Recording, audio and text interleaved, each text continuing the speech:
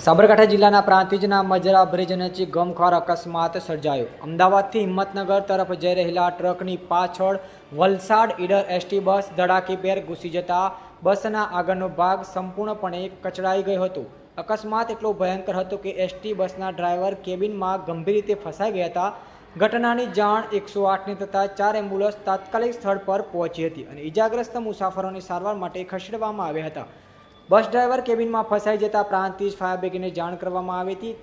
ત્યારે Prantij fire inspector Mukesh પરમારના માર્ગદર્શન હેઠળ ફાયર ટીમ તાત્કાલિક ઘટના સ્થળે પહોંચી પ્રાંતિજ પોલીસ સ્ટેશનના PI DR Pateriya, PSI Rana તથા ફાયર ટીમે કટર મશીનની મદદથી બસના કેબિનમાં પતરા કાપીને ફસાયેલા ડ્રાઈવરને સલામત રીતે બહાર કાઢ્યો હતો અને બાદમાં તેને ઈજાગ્રસ્ત ડ્રાઈવરને તાત્કાલિક સારવાર માટે ખસેડવામાં આવ્યો હતો।